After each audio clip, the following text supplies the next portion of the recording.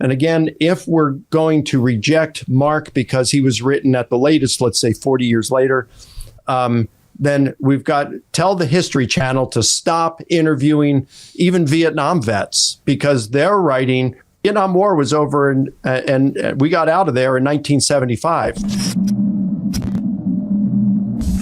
If we grant the later dating of the Gospels, AD 70 to AD 90, how do you explain to someone that legend would not have developed in that gap between the resurrection and the dates of the Gospels? That's for you. And for Frank, I would love to hear your thoughts on the gray beard of Jorge.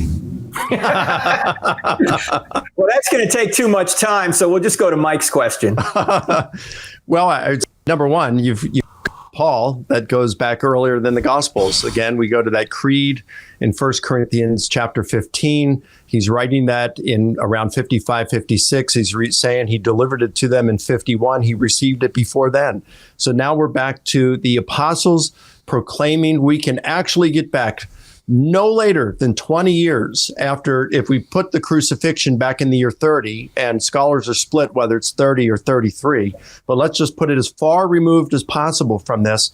We're looking at no later than 20 years after Jesus' crucifixion, we can get back to the apostles preaching Jesus' death, burial, resurrection, and appearances to individuals, to groups, to friend and foe alike. So that would eliminate that. Then you have multiple independent sources we go with, right? So at least you've got Mark, you got Luke, you got John as independent sources of some of these resurrection appearances.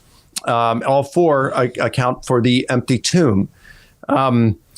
So that'd be some things there. Then you've got the testimony of Papias. It's disputed on when he wrote. Somewhere between around the year 100 and 150 is where scholars put it. Most around the year 130.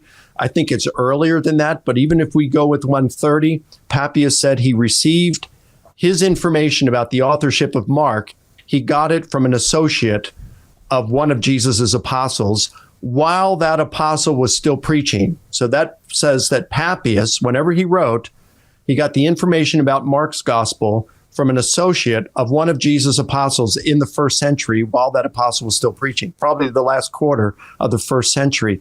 And Papias says that Mark got his information from Peter. So Mark is rooted in eyewitness testimony. So even though he's writing, let's say 20 to 40 years after the crucifixion of Jesus, it's rooted in eyewitness testimony. And the majority of today's scholars do, even though they reject the traditional authorship of John's gospel, they do think that John's primary source, the author's primary source, was one of Jesus's apostles, perhaps even John, the son of Zebedee.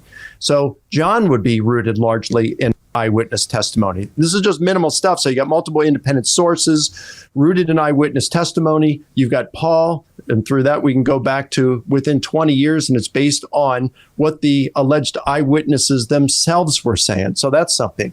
And again, if we're going to reject Mark because he was written at the latest, let's say 40 years later, then we've got tell the History Channel to stop interviewing even Vietnam vets, because they're writing Vietnam War was over and we got out of there in 1975. So that's 45 years ago. You can't even talk to a Vietnam vet today because that would be too long ago. Yeah. And of course, that's nonsense. I remember things that happened that long ago. I'm 58. I remember my first Major League Baseball game when I was 10. I could tell you certain details about that. I could tell you about the first kiss I had. It was awesome. I mean, all these kinds of things that go back very early. We remember these kinds of things.